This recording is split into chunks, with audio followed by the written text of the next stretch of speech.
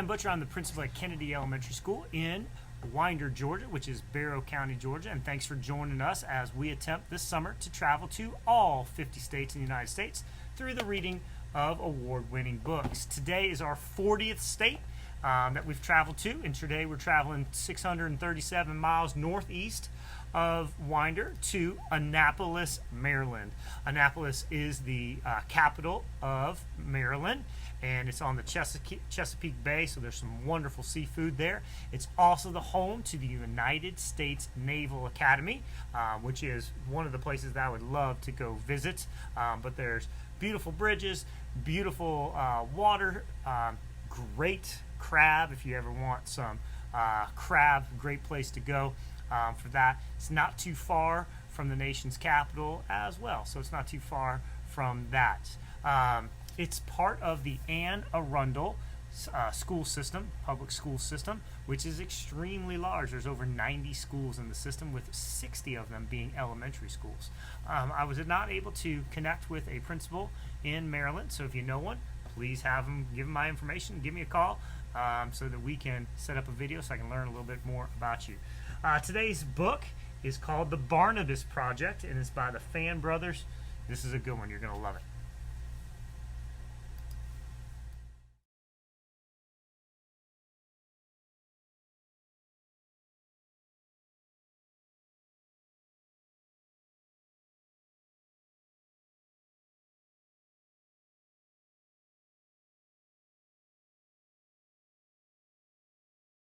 The Barnabas Project by the Fan Brothers.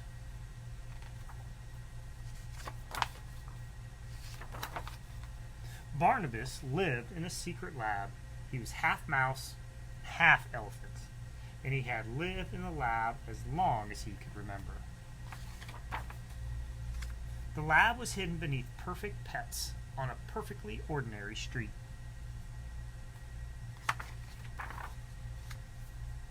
It was a deep underground where no one would ever find it. Look how deep it was underground. The lab was where they made perfect pets. Except Barnabas wasn't quite perfect. He had been put in a part of the lab called failed projects. His home was rather small, but that just meant it was easier to keep tidy. The green rubber suits always fed Barnabas his favorite food, which was cheese and peanuts. And yet he sometimes wondered about the world outside of his little jar. It was Pip the cockroach who told them stories about the world above, stories about sparkling Silver Lake, green trees and mountains that reached all the way to the sky with their own stars. Maybe someday I'll sit on the grass and look at the stars, said Barnabas. And when he closed his eyes, he almost could. Impossible, said Pip. Nothing's impossible, said Barnabas. But secretly he worried his friend might be correct. At that moment, the green rubber suits came in. They turned on the lights and checked each bell, jar by jar. They made strange noises to each other. They peered and they poked. They peeked and they prodded. They put red stamps on the jars, and then they left. They all say fail.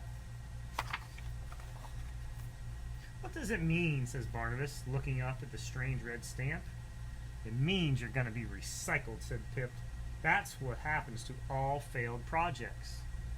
You'll flutter afterwards, offered Pip kindly, and you'll be cuter, and your eyes will probably be bigger. I like having small eyes, said Barnabas, although he wasn't sure anymore.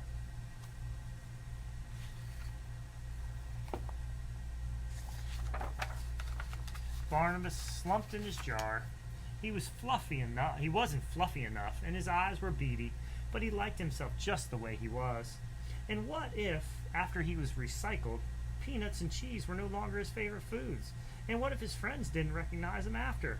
And what if he no longer cared about green trees and mountains that lit with their own stars? We need to escape, said Barnabas suddenly. The other failed project gasped, but then they cheered. Impossible, said Pip. Nothing's impossible, said Barnabas, and he took a step back. He kicked as hard as he could. He charged the glass, but the bell jar was much stronger than he was. Finally, Barnabas made a sad sound with his trunk. A tiny crack appeared.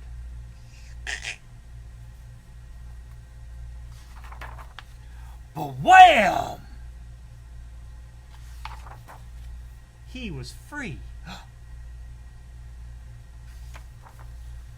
Then he freed the others, the Dust Bunnies, Light Up Lois, Bumble Bear, the Amatax, Mushroom Sloth, Wally the Ripple, Stick 1 and Stick 2, Quirt, Moshi, Pompidou, Fertile, Blinky, the Bottlemogs, Lowell, Percival, Spike, Pinto, Chloe, Peep, Leaf, all of them.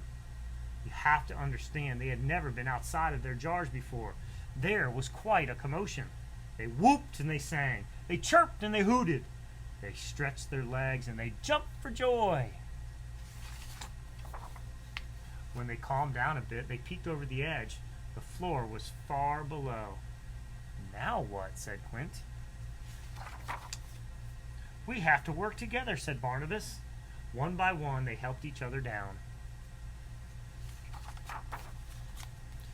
until they finally reached the floor. Shh, said Barnabas, and they all fell silent. Then they heard it too. Footsteps in the corridor outside. Quick, said Barnabas, we can go through here. He didn't like dark places, but footsteps were getting much closer. Everyone crawled into the vent, with Light Up Lois leading the way. It was a tight squeeze for some of them. The vent led into the most secret part of the secret lab. They all looked up. Uh-oh, what do you think that is? We need to run, cried Pip. But Barnabas couldn't run. The great sad eye seemed to be looking directly at him. We can't leave it behind, said Barnabas. It's scary, said Pip. It's monstrous, said Quirt. It's appalling, said the Amatox. It's a failed project, said Barnabas, just like us. They worked together to turn the great valve and opened the tank. But it was too late. Uh-oh, the green rubber suits are there. The green rubber suits had found them. Just when all seemed lost, the tank doors swung open and water flooded the lab. Up the water carried them. Up to the world above. Uh-oh. When they finally opened their eyes, they were in a puddle, surrounded by shells of perfect pets. Everyone ran towards the exit. Barnabas stopped. It was almost like he was looking in a mirror, except Barnaby's eyes were bigger, and his fur was like cotton candy. He was perfect. Barnabas, Pip called from the front of the store. Look, it's the outside world. Barnabas ran to join his friends. He might not be perfect, but he was free. The world was much bigger than Barnabas and his friends ever could have imagined. And just like Pip said, there were mountains that reached the sky, lit with their own stars. You were right, said Pip. Nothing's impossible. Soon they found a place full of sunshine and happy noises, green trees and soft grass. A place that might be home. It wasn't always easy, but they always stuck together. The Barnabas Project by the Fan Brothers.